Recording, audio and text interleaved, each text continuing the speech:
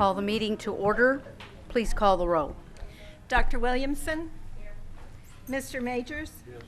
Mr. Allen? Yes. Mr. Denton? Yes. Ms. Kelly? Yes. The next item on the agenda is the moment of silence to be led by our board vice president. Thank you. As we begin this meeting, let us pause for a 60-second moment of silence to reflect, meditate, pray, or engage in any other silent activity.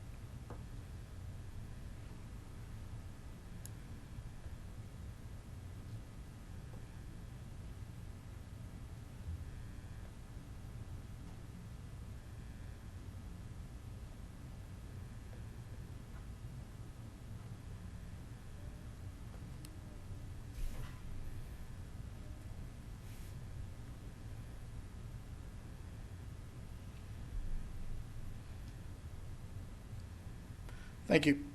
The next item on the agenda is the Pledge of Allegiance to be led by Reagan Harris and Nolan Ross. Both are second grade students at Country Lane Primary.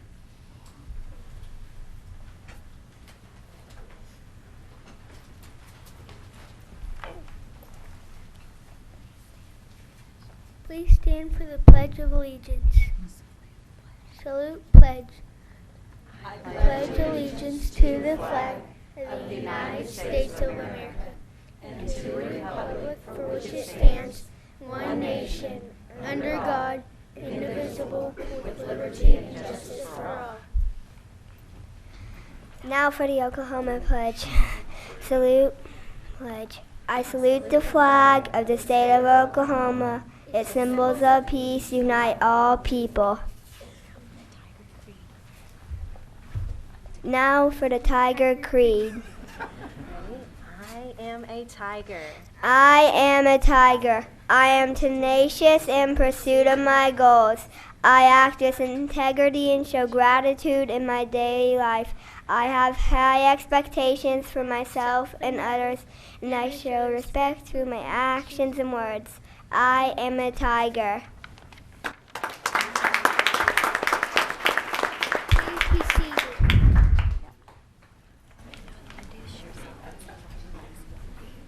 My name is Nolan Ross, and I like CLP because all the teachers are very nice and they're always willing to help. My name is Reagan Harris, and I like CLP because all the teachers are nice and awesome. All right, do you mind if we take a picture with you? Yeah. All right. Miss Kelly and I'd like to have a picture with you. Yeah, I mind.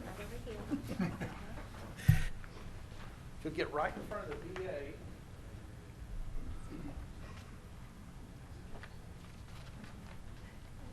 Oh, I feel like a giant.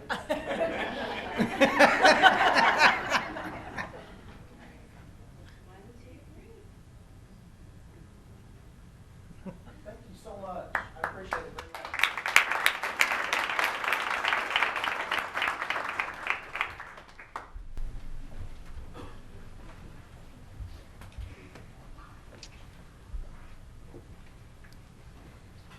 Okay, the next item on the agenda is the formal adoption of the agenda. I have not had any items brought to my attention, so I would entertain a motion. Recommend approval. Second? We have a motion and second to formally adopt the agenda. Please call the roll. Dr. Williamson? Yes. Mr. Majors? Yes. Mr. Allen? Yes. Mr. Denton? Yes. Ms. Kelly? Yes. The next item on the agenda are the minutes of October 10th, 2016. If there are no questions, I would entertain a motion. Recommend approval. Second. We have a motion and second to approve the October 10th, 2016 regular board meeting minutes. Please call the roll. Dr. Williamson? Yes. Mr. Majors? Yes. Mr. Allen? Yes. Mr. Denton? Abstain. And Ms. Kelly? Yes. The next item has to do with the October 14th, 2016 special board meeting, which had to do with the board showcase. So unless there are questions there, I would entertain a motion for those minutes. Recommend approval. Second. We have a motion and second to approve the October 14th, 2016 special board meeting minutes for the board showcase. Please call the roll. Dr. Williamson, Yes. Mr. Majors, Yes. Mr. Allen, Abstain. Mr. Denton, Abstain. Ms. Kelly. Yes. The next item on the agenda are the summary of the awards and achievements. Ms. Shannon Turner.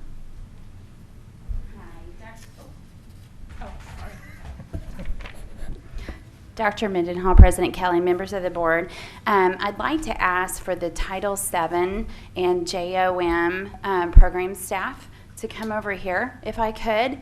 If you guys can wind your way around.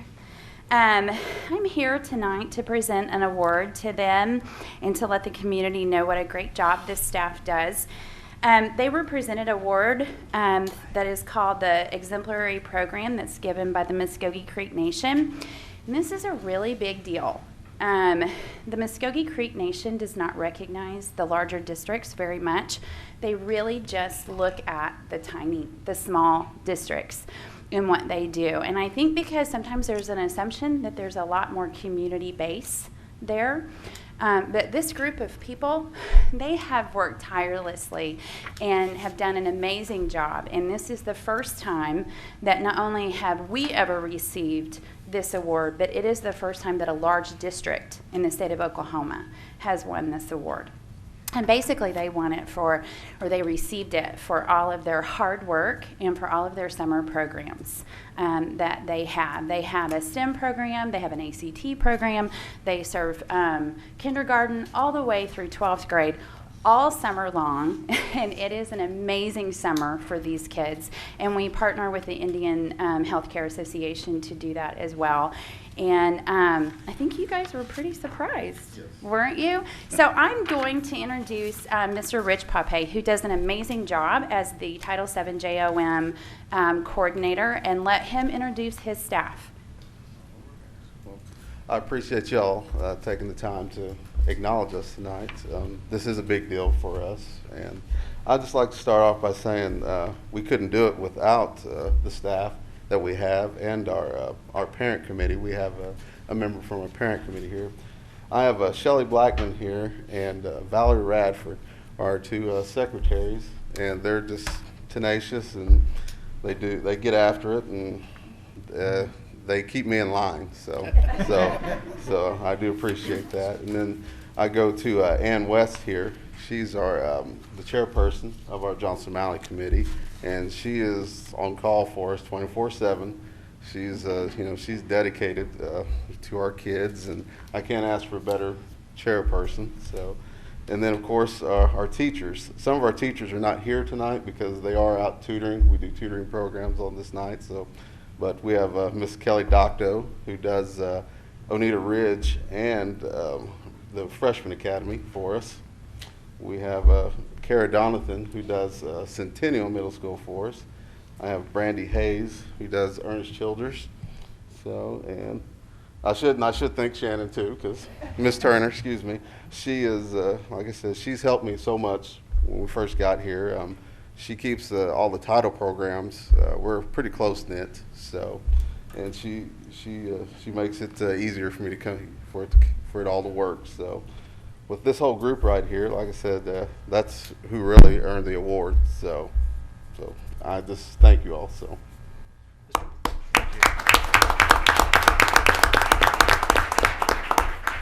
Mr. Pape, thank you so much. We appreciate it very much. If you guys will come through the front, we'll stand and shake your hand as you go by, and we really appreciate it. Thank you very much. Thank you. Thank you so much. Thank you. so much. Thank you. Thank you very much. Appreciate it. Thank you. Appreciate your work.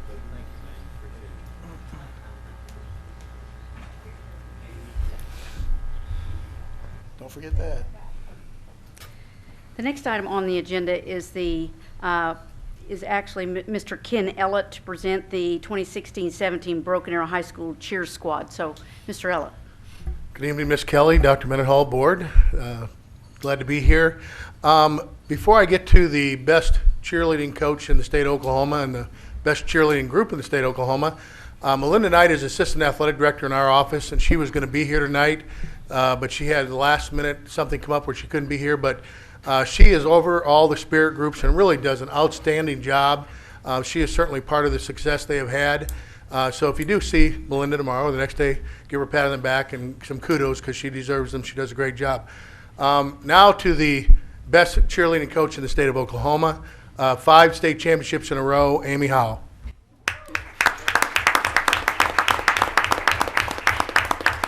Thank you. I don't know about that, but thank you. That was really nice. I'm super proud of these kiddos. We have won 5 straight state championships, and before that, we were state runner-ups. So we kind of brought our trophies to show you tonight. We're starting with our 2016 all the way to 2012, and we also were regional champions this year, and our banner, so we're super proud. Some of the kids have more than one state championship medal on. They're really proud of them. They wanted to wear all the ones that they had tonight. So one other thing that we're really super proud of is we got a 3.78 overall GPA, and so we were awarded the Academic Achievement Award. We were .06 away from being academic state champions as well. So we're really proud of that.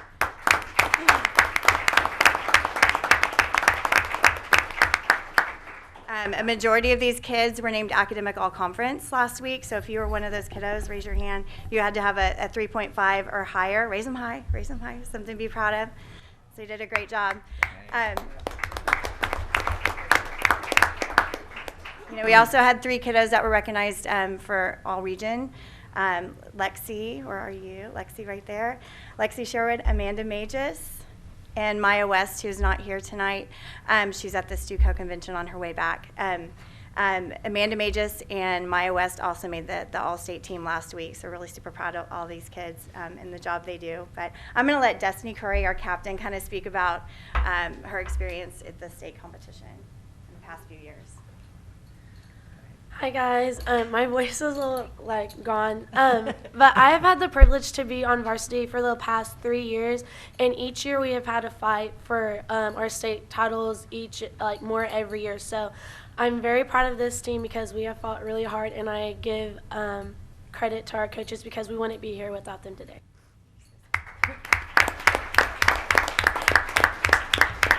One more thing. These kiddos are amazing athletes, and I will be the first one to fight for them when people say cheerleading isn't a sport.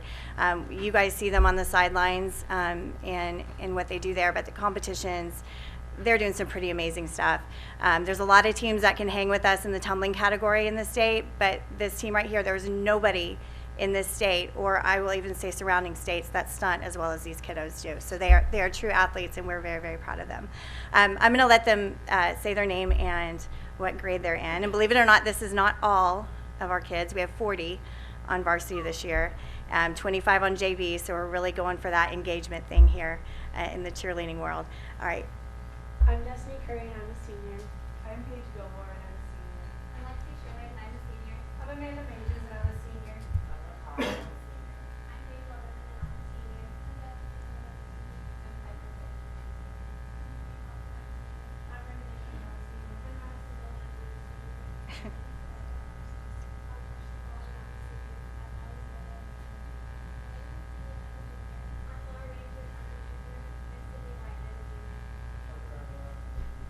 I'm Mariah Taylor, and I'm a junior.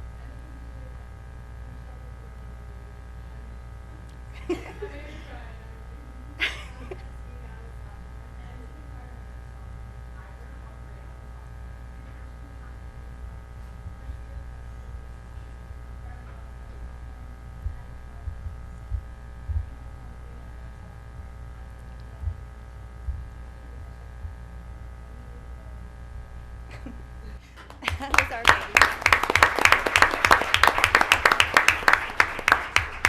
What I'd like to do, I think it would be different a little bit with all the trophies and everything. If you'd let the board members and myself take a picture with you in front of the board table, we would be honored. Yes. So if you just kind of gather around here and let us take a picture with you.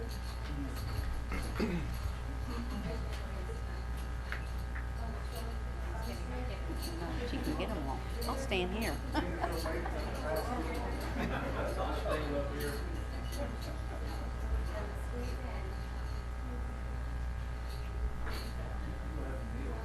Ladies, if you'll move that way a little bit, about 5 or 6 feet. Here, Sydney. Keep moving a little bit more.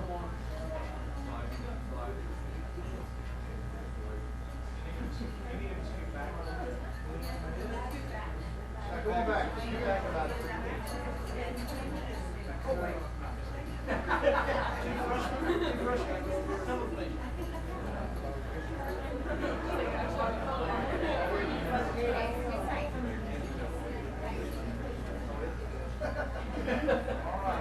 Big smiles.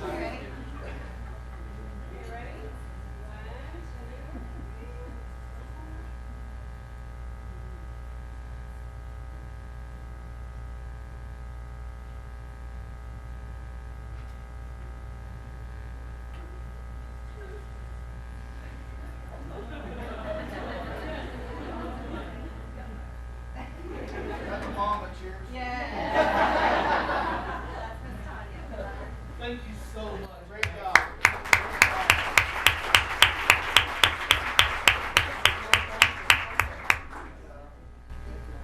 All right, I'll let you guys head out. Little fist bump on the way out. Congratulations, guys. Congratulations. Congratulations.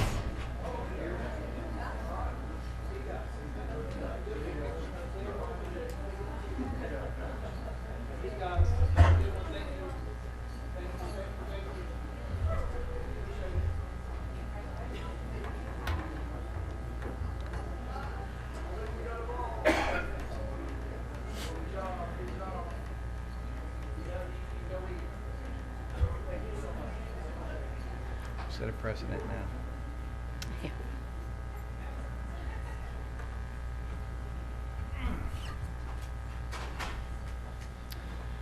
All right, the next item on the agenda is Dr. Dale.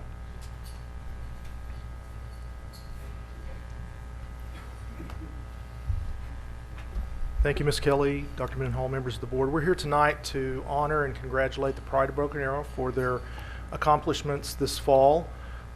As is their tradition and legacy, they have once again proven that they're not only the best band in the state, but one of the best bands in the nation. I'd like to give Mr. Davis a chance to introduce our drum majors and say a few words. Thank you for inviting us to come here this evening. Dr. Mendenhall, members of the Board of Education. These are 3 drum majors that really lead our group from a student perspective. This is Elena Ashkenaz, senior, Tad Berryhill, junior, and Waylon Phipps, junior. And we've had just another fantastic season with a 15th consecutive OBA state marching championship and a super regional championship in St. Louis, both with what we've found out to be record high scores for the activity and for those events.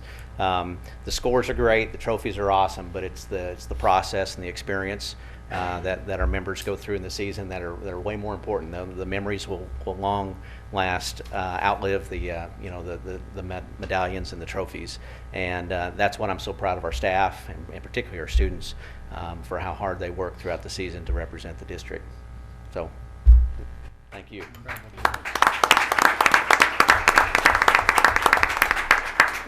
Mr. Davis, tell us a little bit. There was a concert that you had recently that just took my breath away. It was done in the PAC, and I could not believe how incredible and how full the sound was. Well, we started it's something we've been wanting to do for a long time, and we called it the Sounds of the Stadium concert. And I guess in the upper Midwest, it's very popular to take the marching bands inside the concert hall and to do a concert of the show music and all the pep band tunes. And we decided to do that this year.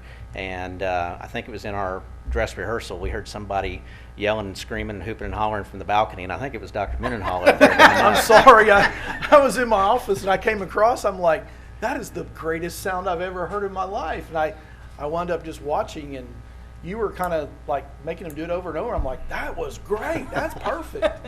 So it was a lot of fun, and that's something we want to continue to do. Is something that we started this year that we'll continue to do, and I think as more people become more familiar with that activity, that's just an event that you can't miss. It's You might bring some earplugs, but it's a good hurt when you hear the band open up and play that strong. And I still think we'd like to see maybe Dr. Mendenhall and the cabinet do some go-kart races. I think it'd be a great idea. With those new trikes, that'd be kind of fun, actually.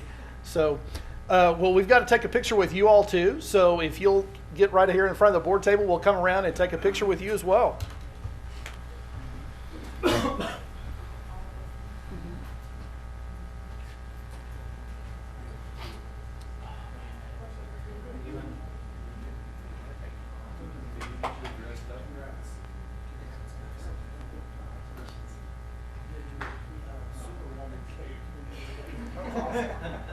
I love that.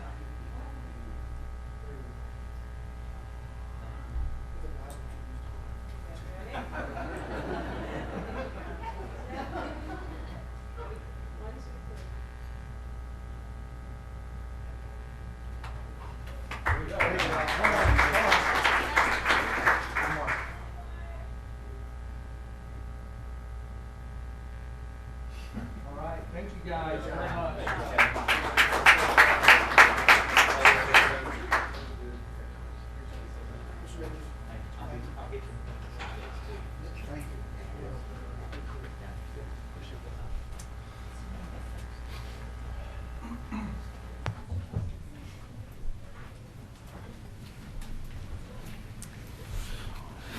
Okay, the next item on the agenda are the comments from the public.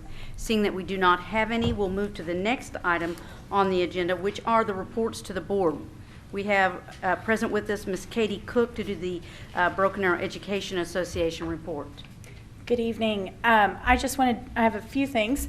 First one is that we surveyed all of our members in October, and we're going to repeat that every trimester and give the results to Dr. Mendenhall. I think those were some eye-opening comments that we had from that. Each year, BAEA awards a $750 scholarship to a senior, and this year we purchased t-shirts, and I'm wearing our new t-shirts, and it raised $375 towards our scholarship fund, so we're pretty proud about that. The next thing is we are going to be working with Dr. Mendenhall. We're going to present this actually Wednesday for Tigers Take on the Capitol, which is community involvement, really collaborating with the district and working with the legislators down in Oklahoma City for public education. And then the last thing is I just wanted to thank Dr. Mendenhall for allowing us to be part of the press conference next week. We're looking forward to it. Thank you. Thank you. The next item on the agenda is the general consent agenda items 12 through 48. If there are any questions or any items that need to be pulled, certainly you can let me know that at this point in time. I've not received any notice.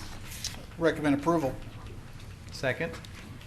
We have a motion and second to approve the general consent agenda items 12 through 48. Please call the roll.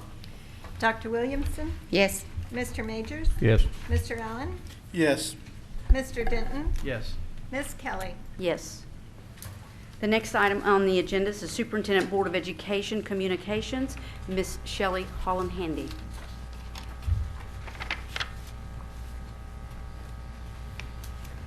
Good evening, President Kelly, Dr. Mendenhall, members of the board. I just wanted to give you a brief update on our high school configuration study.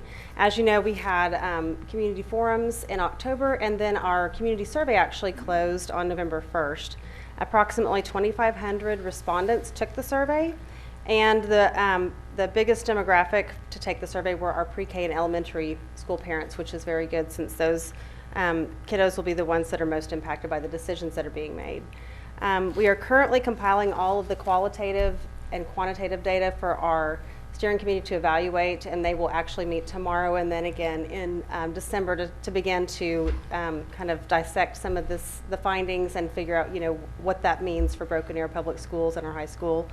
I did want to share with you just a few of the highlights that have already kind of come to the surface. 85% of respondents reported that they are concerned or very concerned with the growth of the high school. High academic achievement was the most important factor in determining a new high school configuration, and a high school being in close proximity to a student's home was the least important factor for most respondents.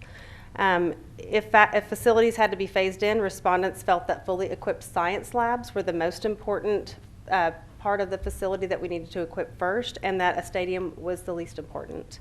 And that 87% said that no matter which configuration was chosen, that we needed to break students into smaller groups so that they could receive individual attention. So I thought those were, it was good information, and it also indicates the need for the study to be taking place. All right. Are there any questions? Thank you. Go ahead. Okay. The next item I have for you is just a quick update on strategic planning. Our strategic planning committee met in September, and then the next step was for our actions teams to get together. They held their kickoff on November 7th, and we had about 100 people attend that. We've got 15 action team leaders, and they were trained that evening, and they met with their new teams. Those teams consist of district staff, parents and patrons from across the district, and they're well represented in many different aspects. And over the next 3 months, those action teams will formulate action plans, and then those plans will be presented back to the Strategic Planning Committee on February 3rd for them to evaluate and determine if any changes need to be made. From there, we'll present those to you for board approval. I do want to thank all of those individuals that are responsible on the action teams. I know that takes a great deal of work and dedication, and certainly that's not possible without all of those individuals who work on that. So I want to extend a thank you to them. It doesn't matter whether we are just beginning or we're at the conclusion of that process. There's a lot of work that goes into that. So thank you very much. Absolutely. Thank you. All right, the next item on the agenda is the call to election of the board seat number 2. At this time, I would entertain a motion. Recommend approval. Second. We have a motion and second to approve the call to election of board seat number 2. The cost is approximately $40,000 and will be paid with board funds. Please call the roll. Dr. Williamson? Yes. Mr. Majors? Yes. Mr. Allen? Yes. Mr. Denton? Yes. Ms. Kelly? Yes. The next item is under Operations Services, Mr. Bob Ptolomeo. Good evening, President Kelly, Dr. Mendenhall, members of the board. I'm here for the monthly construction update. I'm actually pretty happy giving this one this time. We have 3 projects currently under construction, well, 4 including Kirkland, and out at Elementary School 15. This is the floor plan, and we are making really good progress out there. We have site utilities, slab on grade, structural steel, all complete. The safe room structure has been complete. The lightweight insulated roof deck is about 65% complete. We are currently working on metal studs, MEP, rough-in, and we hope to be done and dried in with that stuff by the end of December. So we're making really good progress out there. Okay, and that is? This is the front entry. This will be the ribbons that you see back in, that's kind of that right there. You can really see it taking shape right now. Out at Sequoia, we have turned over all the areas in blue currently. We just recently turned over the interior courtyards, and they're already starting to have science classes in there. This is that back door of Sequoia. We have window glazing going in right now. We have metal studs, almost 100% complete, and here in the next 2 weeks we should start seeing sheetrock going up. This is the cafeteria. It will almost double the size of the existing cafeteria, which will reduce their number of lunches down to 3. Currently, they run about 6 lunches at Sequoia. Mr. Ptolomeo, what's the latest they're having lunch currently? I want to say it was about 1:30. It'll have 4 serving lines, and unlike the cafeteria at Sequoia now, which you guys are probably very familiar with, the serving lines kind of go into the cafeteria. These serving lines will be set up just like Oneida Ridge, where they actually stack within the serving line itself. So we'll get to feed them before they get on the bus to go home. We'll be able to feed them before they get on the bus. This is the Fine Arts, the Storm Shelter edition that we're doing. It's a band room, an orchestra room, a drama room, and a choir room. And it will also be a tornado-safe room. Mr. Ptolemy, I have a question. I know that we use standards in relation to the order of furniture to ensure equity across the district. And we have a plan wherein this is an older school. So can you kind of just in general kind of describe for me how it is we determine through inputs what furniture is necessary? Example, and this is not so that you tell me everything in the entire school, but say science as an example, or the lower, I mean, it could be 6th grade, something of that sort. Can you kind of tell me what process we use? We've gotten with the instructional specialists and the instructional side of the house and created sort of a standard. So like science labs, they get, in each classroom, they get 30 chairs or stools, and then they get a science table. It's actually a specific table that's like chemically resistant. And then in your average classroom, we do 30 student chairs, 30 student desks, and a teacher setup as well. And science classrooms get the teacher setup as well too. So at Sequoia, we renovated 28 classrooms, and you know, principals sort of move teachers around and programs come and go.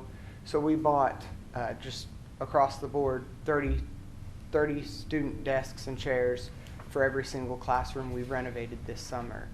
Some of those special areas like science we haven't touched yet, so we haven't furnished those yet, and they will get furnishing over the summer. And then here in a couple board items, I actually have the furniture for the band room, the drama, all the fine art spaces, and also for the cafeteria. Does that kind of answer? Yes. Okay. Out at Kirkland, we are still demoing. We ran into some existing foundation issues. We found the old music building out there. It wasn't completely, all the foundations weren't completely removed, all the utilities weren't completely capped, so it's taken a while for us to sort of get our arms around that. But we're making pretty good progress. We started out at the baseball, softball fields earlier last week, so we should be wrapping up here in the next couple weeks. And I'm going to focus a little bit on the high school since we just started out there. This is a draft of what the front entrance will look coming in from the campus. We're doing 11 classrooms, 11 life science classrooms. We're doing a commons area. We're doing a new serving line and concession area. Our old concession stands, we had 2 of them. They weren't very functional, so we're redoing those. This is the life science classroom, and then this is sort of the commons area. It can be used for eating, but then also for after-school activities. And then this is the front entrance to the field house. And this will be the gym lobby. And we're opening up that wall that separates the gym lobby from the gymnasium with windows. It would be really different. We wanted to get an open feeling in those spaces, but because that wall is structural, it limited what we could do there. This is the collaboration spaces right here, and this is the concession stand and serving line. I don't know if you guys have ever been on the high school campus during lunchtime, but those kids eat everywhere. They eat outside, so they really need those additional spaces for eating. And this is where we currently sit right now. We demolished all of that front patio off of the field house.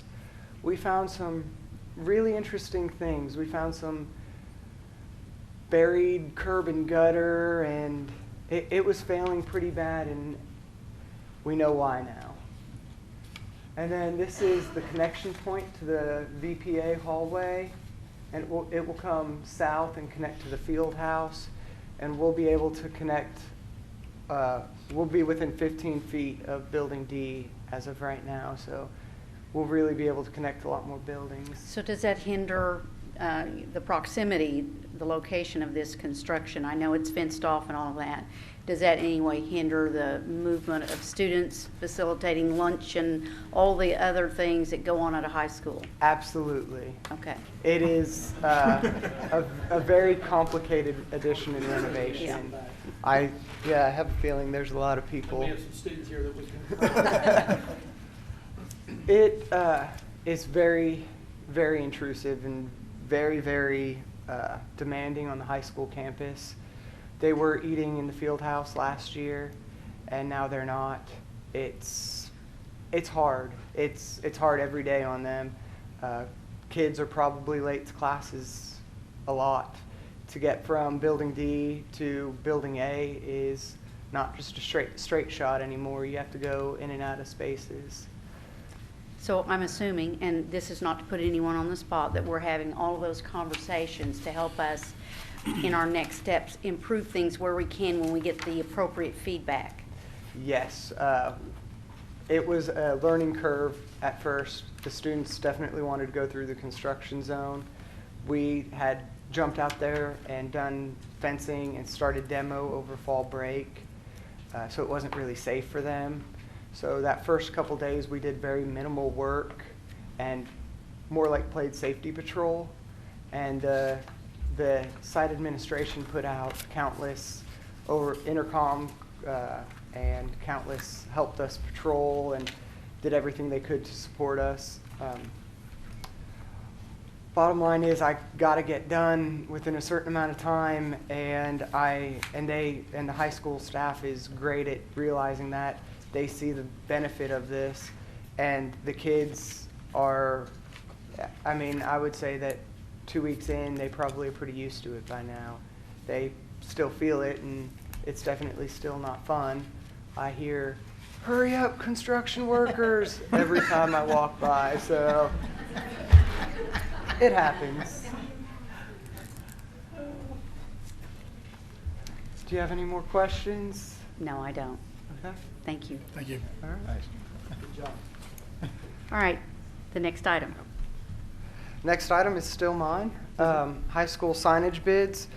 GSS backed out a couple hours after you guys approved their bid. It was under $50,000, so there weren't any ramifications against them, but we asked to go with Acura Neon's bid. Okay, any questions?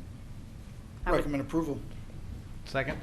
We have a motion and second to approve the rejection of the signage bid received from GSS for the high school field house classroom addition project and acceptance of Acura Neon's bid in the amount of $51,401 for the same bid package, and approve award of construction contract and assign such construction contract to Flintco Construction Solutions, Inc.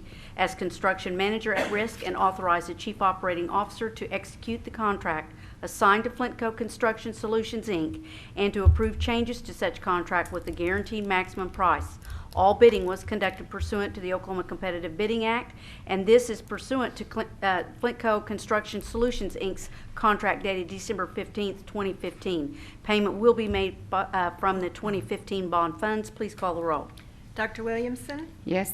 Mr. Majors? Yes. Mr. Allen? Yes. Mr. Denton? Yes. Ms. Kelly? Yes. Next item. This is to accept the roofing bid out at the high school as well. We didn't receive any bids when we bid it out, so we assigned an allowance to it, and the allowance was $500,000, so this will come straight out of the allowance. If there are questions, certainly would entertain those. If not, I'll entertain a motion. Recommend approval.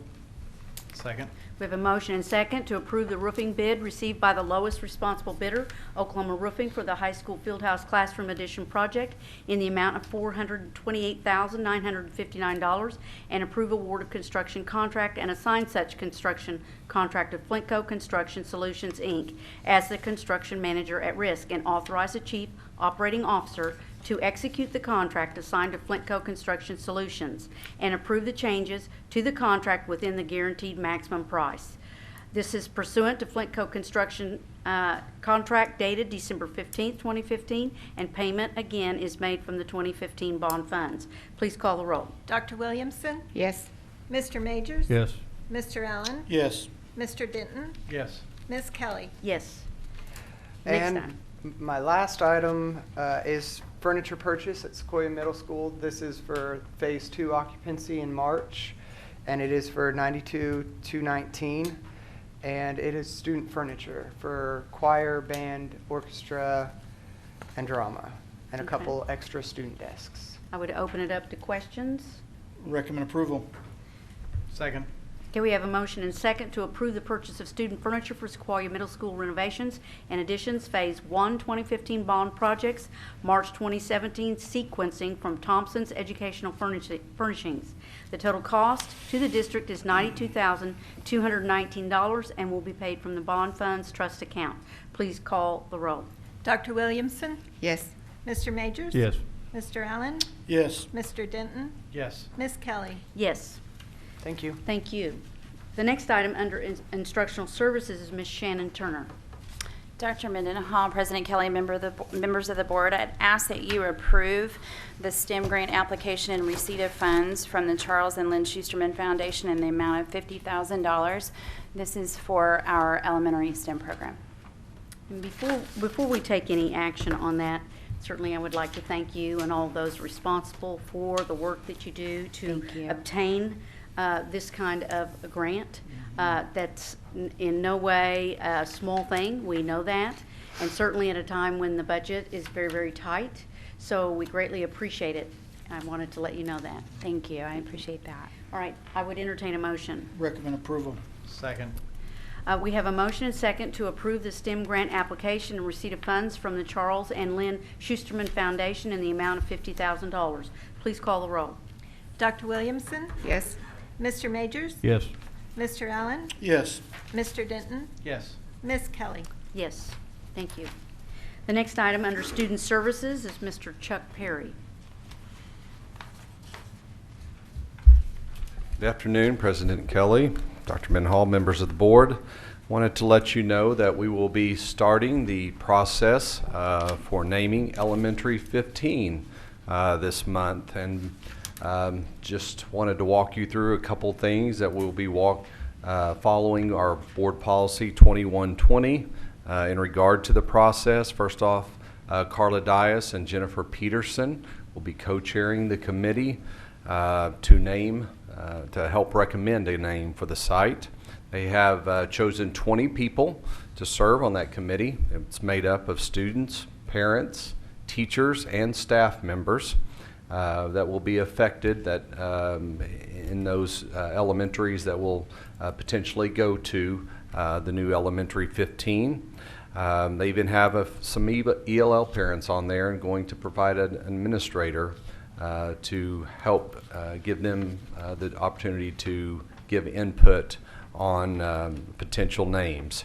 Got their first meeting scheduled November 21st, following up with one in December, and hopefully come up with 2 to 3 recommendations from the committee to recommend to the board at the January meeting. That will be our goal, to have that named during the January meeting. Again, they'll be taking suggestions from the committee, patrons that the committee members talk to, the community, and as from what I understand, they've already received quite a few names to consider. If you read the board policy, there's geographic opportunities for names, historical names, functional names. Even there's a process that allows names of individuals, obviously, to be considered if they meet certain criteria in, again, board policy 2020. So tonight it would just, it's information item only to let the board know and the public know that that process has started. Are there any questions? Thank you very much. All right, thank you. The next item on the agenda are the monthly financial reports. Ms. Natalie Ena. Good evening.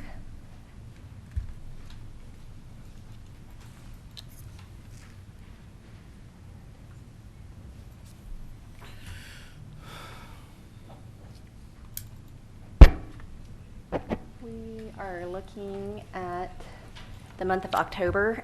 We've received about 27% of our state aid allocation. Our initial allocation was $46.9 million. What I really want to point out tonight is in the state sources of revenue, you can see that the reductions to some of our state sources, along with not receiving any textbook allocation, is the reason why we lag behind in this category. Our textbook allocation has traditionally been around $800,000, and that was cut completely from the state sources of revenue this year. Our professional development allocation, as well as alternative ed, were also reduced significantly from what we've received in the past. In building fund, really all we've collected so far to date is our ad valorem allocation. We'll receive our big collection, tax collection in January, and so that will really be what sees us through this fund for the rest of the year. And child nutrition is coming in strong with their local and federal sources of collection. They received their first state claim at the beginning of January. In general fund, the salaries and benefits line item has been reduced significantly from where we were last year due to some of the decisions that we made as far as filling positions and making some reductions last spring as in regards to the district's overall budget reduction plan. Everything else is pretty much on track with where we were last year. The consumable spending, as well as some of our purchased property services, is staying consistent. And in building fund, we did deliberately decide to shift some of our salaries into this fund, where it's allowed for some of our custodial staff to alleviate some of the pressure from general fund. And child nutrition, again, you can see a little bit of reduction in salaries and benefits, and our food category continues to really be the main source of expense in this fund. They are having to purchase more supplies, materials for our growing population. And you can see the final ending fund balance for 2016 with the state surplus that was returned to us a couple months ago. Okay. Other questions?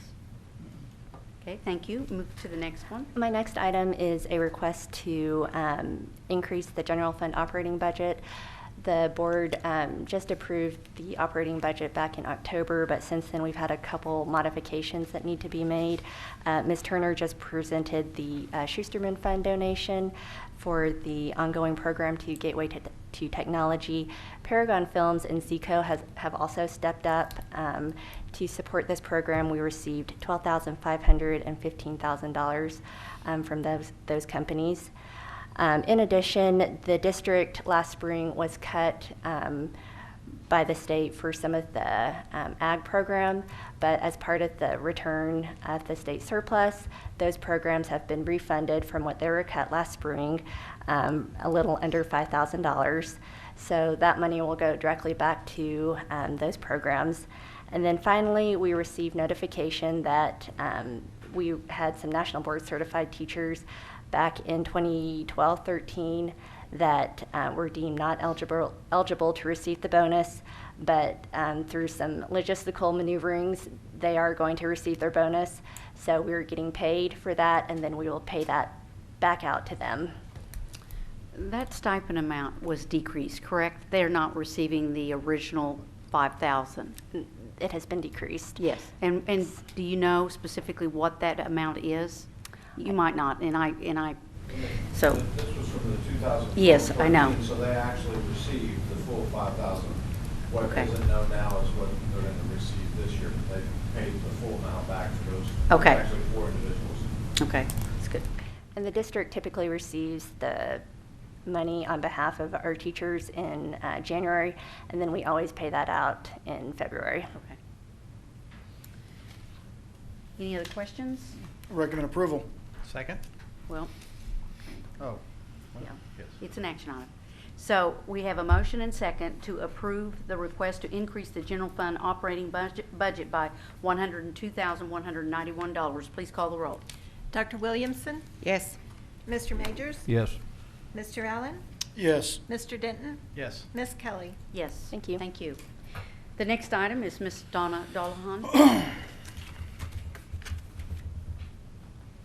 Good evening, President Kelly, Dr. Mendenhall, members of the board. I'm here to give you the treasurer's report as of the end of October.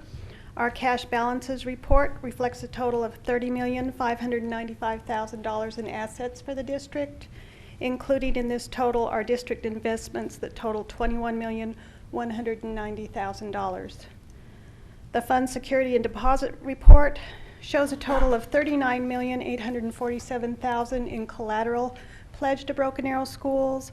Our deposits that require collateral total $21,585,000, which leave an available balance of collateral in the amount of $18,262,000.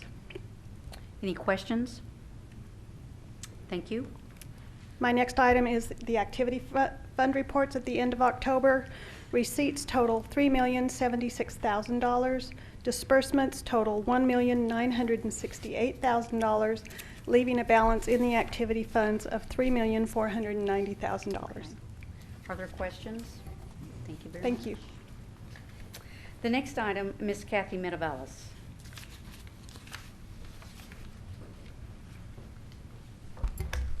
Good evening.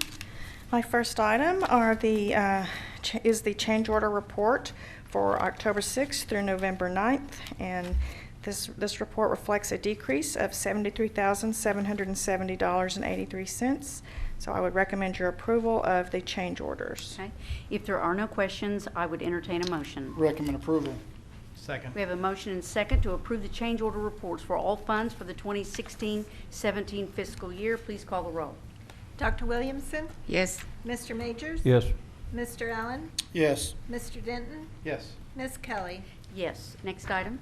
Next item is the encumbrance report, reflecting encumbrances from November 6th through November 10th, totaling $852,551.35. I would recommend your approval of those encumbrances. Okay. If there are no questions, I'd entertain a motion.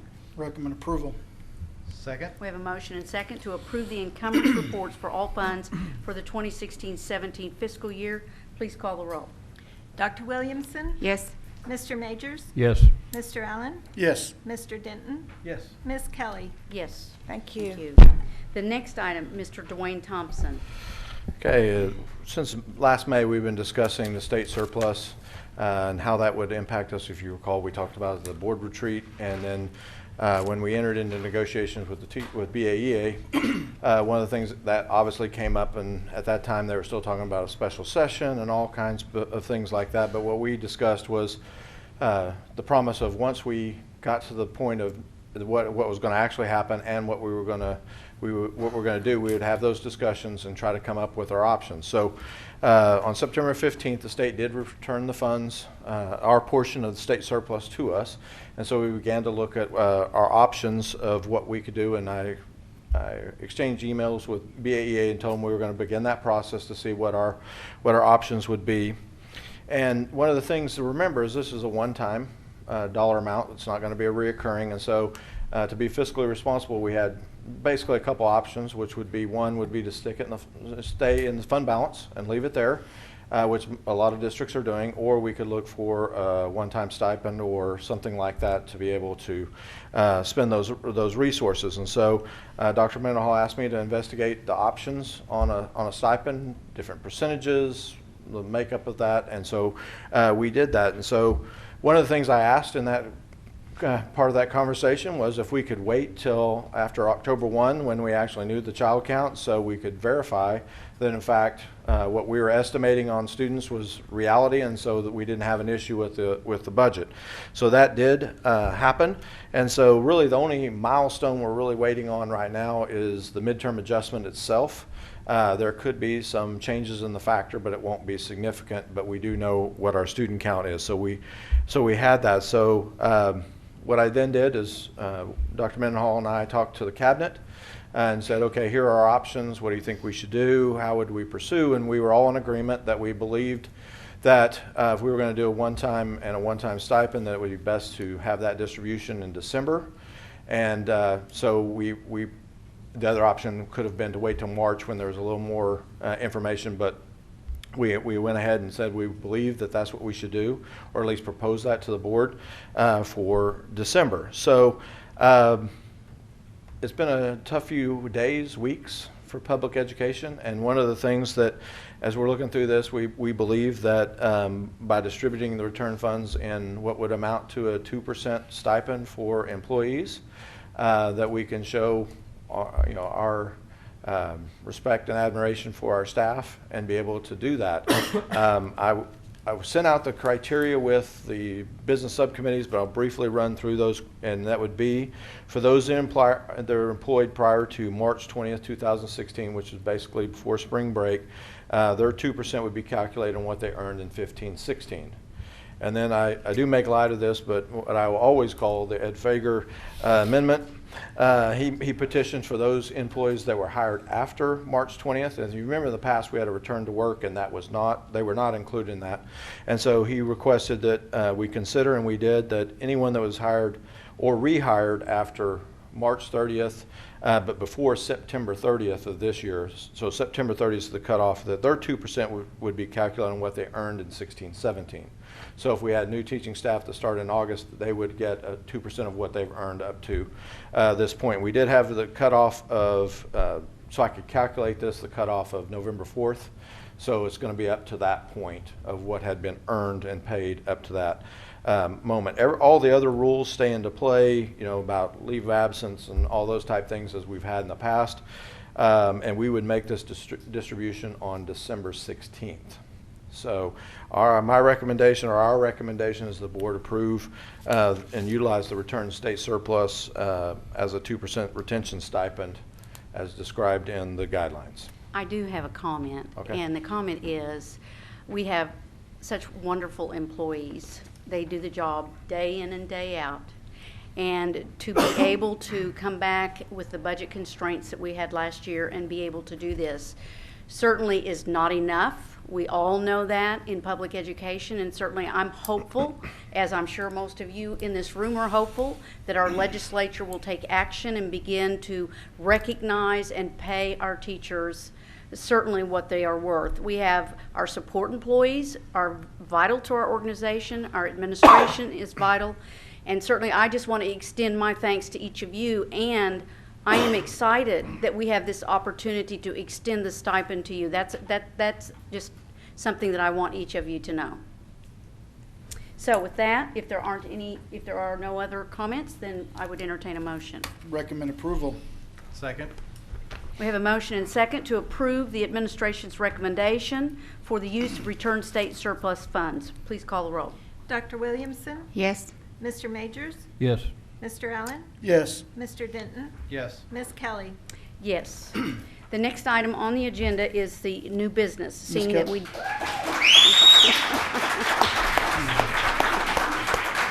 Miss Kelly, I'd like to make a statement to Miss Cook. I want to apologize for the results on Tuesday. It made my heart hurt when I saw what happened.